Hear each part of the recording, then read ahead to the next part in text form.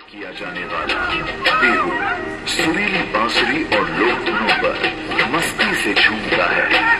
ये देता है कंधे, कलाई और पीठ को लचीलापन।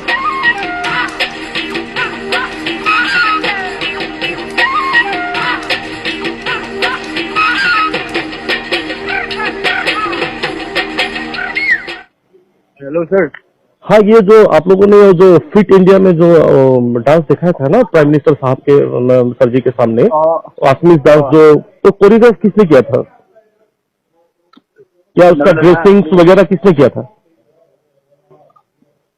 আমি নহয় আপোনাৰ পৰা কোন ভালকে কওক। আপুনি অসমীয়া নেকি? অসমীয়া কওক। ঠিক আছে, মই অসমীয়াতে সুধিছো। এই যিটো ফিট ইণ্ডিয়া এটা যে কিবা এটা শ্ব' এটা হৈছিলে দুদিনমানৰ আগত, এইটো জেনিক ডান্স একাডেমি হয় নহয়? তাৰপিছত আৰু এই ডান্সটো আপোনালোকৰ কোনে কোৰিয়োগ্ৰাফ কৰিছিলে? বা ড্ৰেছিং চেন্স কৰিছিলো, আমি কৰিছিলো। আপোনাৰ নামটো জানিব পাৰিম নেকি? নামটো কিয় লাগে ন? নাই, নামটো সোধাত কোনো প্ৰব্লেম নাই ন, আপোনাৰ নামটো সুধি লৈছো প্ৰথম। মই কম ন গোটেইখিনি কিয় সুধিছো, মানে আপোনাৰ প্ৰব্লেম কিহত হৈছে? মানে নাই, প্ৰব্লেম কিহত হৈছে চব কম দাদা। আপুনি কেলে এনেকে ইমান মানে ৰাফলি কৈছে? মই আপোনাৰ নামটো জানিব অধিকাৰ নাই নেকি? মই আপোনাৰ নামটো জনাৰ অধিকাৰ নাই নেকি মোৰ? মই আপোনাৰ নামটোৱে জানিব বিচাৰিছো জাষ্ট। নাই, সেইটো কোৱা নাই, মই সেইটো কোৱা নাই। মই আপোনাক সেইটো ক'ব গৈছিলো আপোনাৰ প্ৰব্লেমটো ক'ত হৈছে মানে। নহয় দাদা, মই গোটেইখিনি কথাই ক'ম আপোনাক। প্ৰব্লেমটো কি বা কেলে মই ফোন কৰিছো কথাটোৰ কাৰণে গোটেইখিনি কথাই ক'ম। ফাৰ্ষ্ট অফ অল মই আপোনাৰ নামটো জানিব বিচাৰিছো। আপোনাৰ নামটো কি? আৰে মই সেইটো গম পাইছো, আপোনাক মই কম, সেইটো কোৱা নাই যে। মই আপোনাক সেইটো ক'ব গৈছো, আমি যোনটো যে কৰিছিলো ডান্স, সেইটো আমাৰ মানে কি প্ৰব্লেম হৈছে আপোনাক সেইটো লাগে ন? মই প্ৰব্লেমটো অসমীয়া ডান্সটো আমি গম পাওঁ দাদা। আপুনি শুনক, অসমীয়া ডান্সটো কি হয়, কেনেকে হয়, বিহুটো কি হয় কি নহয়, সেইখিনি আমি সকলো জানো। কিন্তু মই আপোনাক নামটো সুধিছো যে আপুনি নামটো কিয় ক'বলৈ টান পাইছে? মোৰ নাম উৎপল দত্ত। মই আপোনাক মোৰ চিনাকিটো দিছো। মোৰ নাম উৎপল দত্ত, মোৰ ঘৰ ডিব্ৰুগড় ডিষ্ট্ৰিক্টৰ দুলীয়াজানত। মই আপোনাক পৰিচয়টো দিছো। আপোনাৰ পৰিচয়টো মই জানিবলৈ নোৱাৰিম নেকি? পিছত গোটেইখিনি মই আপোনাক বেয়াকে কিবা ক'বৰ কাৰণে মই একো ফোন কৰা নাই। মই জাষ্ট এটা কথা সুধিবৰ কাৰণে ফোন কৰিছো। মোৰ নামটো মই যেনেকে কৈছো, মোৰ নাম উৎপল দত্ত, মোৰ অসমৰ ডিব্ৰুগড় ডিষ্ট্ৰিক্টৰ দুলীয়াজানত। মই আপোনাৰ নামটো জানিব। অম্লান কি লিখে আপুনি? অম্লান গগৈ। অম্লান গগৈ। আপোনাৰ ঘৰ মোৰ ইয়াতে গুৱাহাটী ফালে। গুৱাহাটী ফালে ন? ঠিক আছে বাৰু দাদা, মই আপোনাক এটা প্ৰশ্ন কৰো। আপুনি অসমীয়াৰ কোনখন বিহু মঞ্চত, অসমীয়া বিহু সংস্কৃতিৰ কোনটো ঠাইত আপুনি তেনেকুৱা কষ্টিউম পিন্ধি সেনেকে নচা দেখিছে? মোক এবাৰ বুজাই কওকচোন আপুনি।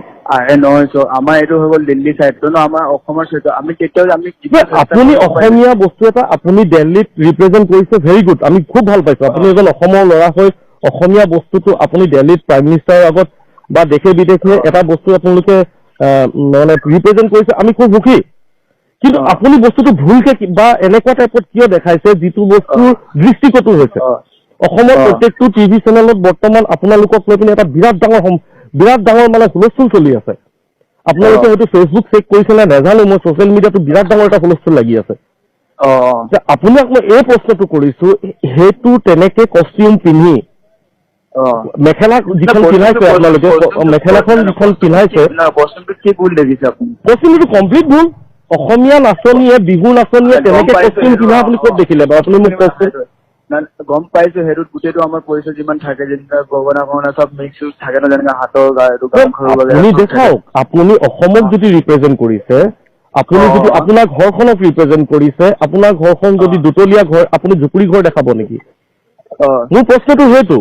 আপুনি অসমৰ কোন জেগাত আপুনি বিহুৰ কষ্টিউম, বিহুৰ ড্ৰেছ সেইটো দেখিছে মোক আপুনি কওক। ছাৰ চৌক এটা কথা হয় জানা, আমি যিমান পাৰিছো আমি কৰিব লাগিব, লেকিন যোনটো বস্তু আমাৰ ইয়াত কৰিছো আমি কৰিব চেষ্টা কৰিছো, লেকিন আমাৰ চব বস্তু এভৰিথিং পোৱা নাছিলো না, আমাৰ কম টাইমত আমি কৰিব চেষ্টা কৰিলো। ডেফিনেটলি মই আপোনাক এটা ৰিকুৱেষ্ট কৰো, মই আপোনাক এটা মোৰ ফালৰ পৰা এটা কথা কওঁ। আপুনি যদি পাটৰ মেখেলা পিন্ধাইছে, যিটো কষ্টিউম পিন্ধাইছে আপোনালোকে পাটৰ পিন্ধাইছে, আমি দেখিছো এইটো কথা। কিন্তু মেখেলা চাদৰযোৰ তেনেকে অসমীয়া কোনজনী নাচনীয়ে পিন্ধি বিহুত নাচিছে আপুনি মোক এটা উদাহৰণ দিয়ক। মই আপোনাক এটা উদাহৰণ বিচাৰিছো।